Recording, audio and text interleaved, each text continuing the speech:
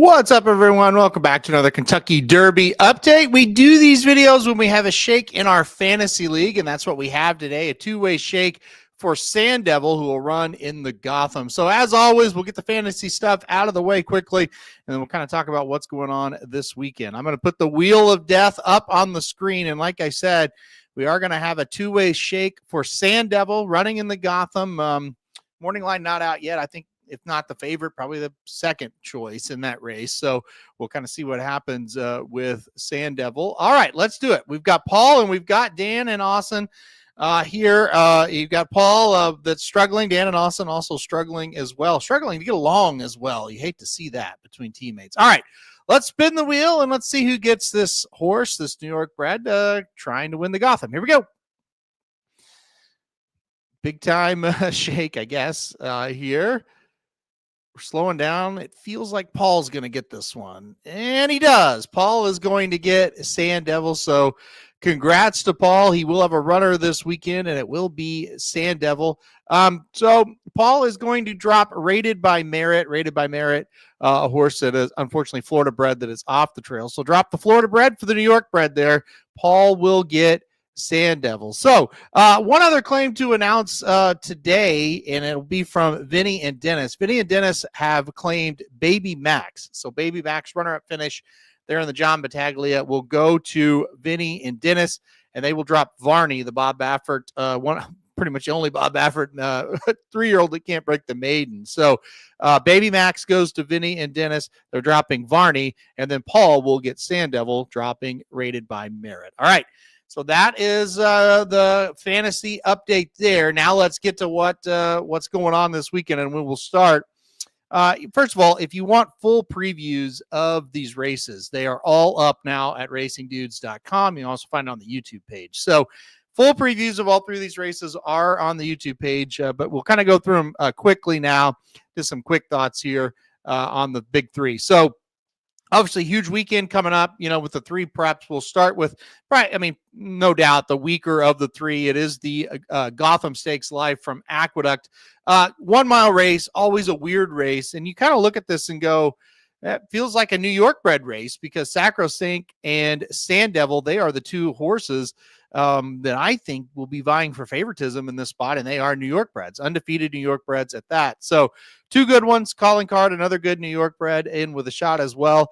Garamond for Chad Brown. I think that's an interesting horse. Debuted at Tampa in his last start, and it was a pretty good effort. The number didn't come back all that quickly, but I thought it was a very good effort, and it looks solid. McAfee's in this race, a horse it seemingly is rumored to enter or enters and scratches for months now. Hopefully he runs. We'll see what happens there. Flood Zone was a nice winner for Brad Cox.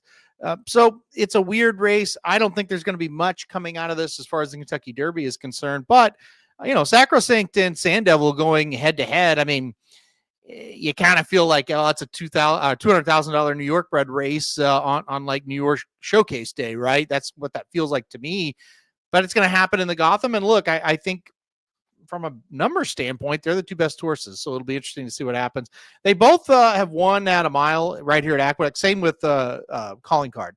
They won at a mile here at Aqueduct. So we'll see what happens. I think it's going to be a fun race. I just don't think it's a Kentucky Derby, like a true test to see who's going to run in the Derby. All right, let's keep going. Let's go to the Fountain of Youth next at Gulfstream Park. Much different feeling here. I definitely do think we're going to see some Derby contenders come out of this one. Pletcher has Gate to Wire and River Thames, two horses that I think he's pretty high on. And oddly enough, River Thames, a New York bred as well. Other horses, though, Burnham Square, winner of the Holy Bull last time out. I thought he was very good in that race. And then Sovereignty is back, and we'll see what happens. Sovereignty, a horse stretched out for the first time last time out in the Street Sense at Churchill. Problem is, that was all the way back in October, so he's coming off of a layoff here.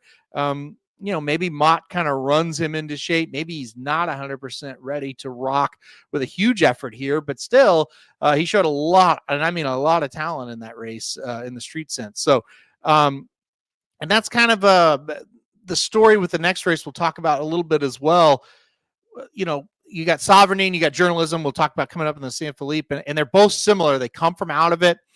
They really flourished when they stretched out to 2 turns. And it's like, okay, is this the spot where you try to beat them? And then when they get to a 1.8 1.25 miles, they're going to be a little bit tougher? Or are they just really, really good and they're going to show up and run really well? So tough to kind of determine here, but really good race. I really like this race quite a bit. And I think, look, I think this is one where it could go either way. We could sit here on, Saturday night, Sunday morning and say, yeah, it was okay. Or we could be like, I don't know. I think there might be some Derby contenders. I think there might be some like real horses that have a real shot. So it would be very interesting here. All right. Then finally, like I said, kind of previewed it, the San Felipe to end it here, a field of 6, and it is journalism, kind of feels the same kind of way to me as Sovereignty, where it's like coming off a long layoff, maybe going to be better going 1.8 1.25 miles, maybe going to be better with a little more pace in the race, things like that. But I am very excited for this race. I think we could very much learn a lot, but Marco kind of alludes to it. I am getting really sick of 6-horse fields, 5-horse fields in these Derby prep races, and 3 of them are Bob Baffert's. It's just, what do we really learn? And all I have to do is go back and watch the Robert B. Lewis, where they let Citizen Bull kind of get to the lead. Rodriguez is rated up the speed, and then Matticat Road's nowhere to be found. And then you fast forward to the Rebel, and Matticat Road runs 45.72 to the half. And it's like, where was that in the last race? Like, but why would you pressure your own horse? And it just gets to be a mess. And it kind of gets to be a guessing game. It's like, okay, who are we setting it up for? Who is the Baffert horse that he kind of wants to win in this spot? And then if you can determine that answer, you can kind of forget about the other 2. So I really don't like it from a handicapping standpoint, from a watching a race and kind of learning what's happening. I mean, you also get a little bit skewed with that, but I still think Barnes versus journalism, with Rodriguez kind of being that quote unquote other horse that might be really good and can win. It's an interesting 3-horse battle. I think it's one of the Bafferts. I think it's the 3 or the 4, Barnes or Rodriguez, because I think they can kind of control the pace. And I think journalism going to 1.16 needs a little more pace. So that's that. The other part of it is the other 3 horses in the race. I mean, I don't really know what to say. Mellencamp's still a maiden. Smooth cruising, kind of well beaten by Barnes, and then Berlin Wall won by DQ, but hasn't crossed the wire first in either one of his starts. So I just wish something else would come out here to just kind of give us a little bit more of a fair kind of look at it. But yeah, we'll see what Barnes can do going 2 turns. That's going to be the big question mark. I think to kind of recap the 3 big storylines of each race, the one storyline of each of the 3 races, said a little bit better. Can the New York breds come on and win the Gotham? And, that's big for racing in New York. If a New York bred could win that race, can Barnes stretch out to 2 turns? That's a huge question mark there. And here, I think it's a little bit of, does Plester actually have a horse that's going to be in the Derby that's halfway serious? Can Sovereignty come back? I feel like this one, there's a lot of different angles. Is Burnham Square, like, is he for real? Is he a real contender, or was he kind of just a holy bull type horse that may not be quite as good going up against tougher? So a lot of storylines in this one, pretty much central storylines in those other 2. All right. Well, that'll do it for what's coming up this weekend. If you haven't checked out the Kentucky Derby update video, you go ahead and do that now. I kind of recapped, but I'll quickly kind of just talk about what happened.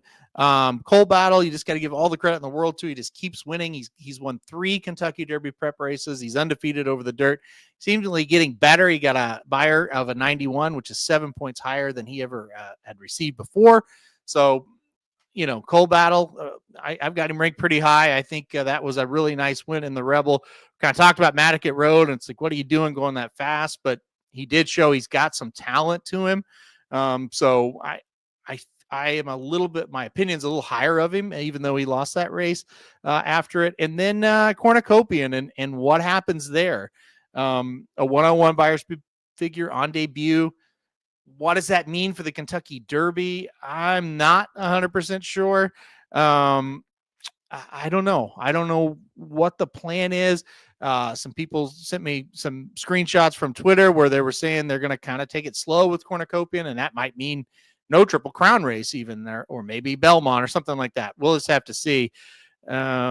Yeah, we'll see what happens with that, but it'll be interesting to see kind of how that horse kind of develops, because right now, like from a talent standpoint, he looks like he may have more than anybody, but is he a one-turn horse? Is he, he's behind the 8 ball, so we'll kind of see what happens there. So, all right, that'll do it for this update here on the channel.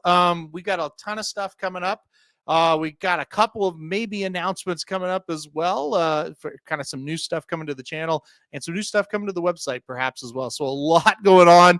I think everybody knows, horse racing is all year round. You can watch it, bet it anytime you want, but really March through August is where it is really, really just great, and it heats up. So we got a lot coming up for the channel, a lot coming up for the website. All right, guys, that'll do it for right now. I'll be back, just turn it to the channel. I'll pop up at some time and be talking. So we'll see you guys later, and keep tuning in. Going to be a big week for us. All the big shows coming up this week as well. So got a lot to cover. All right, guys, thanks everybody for watching. We'll see you next time.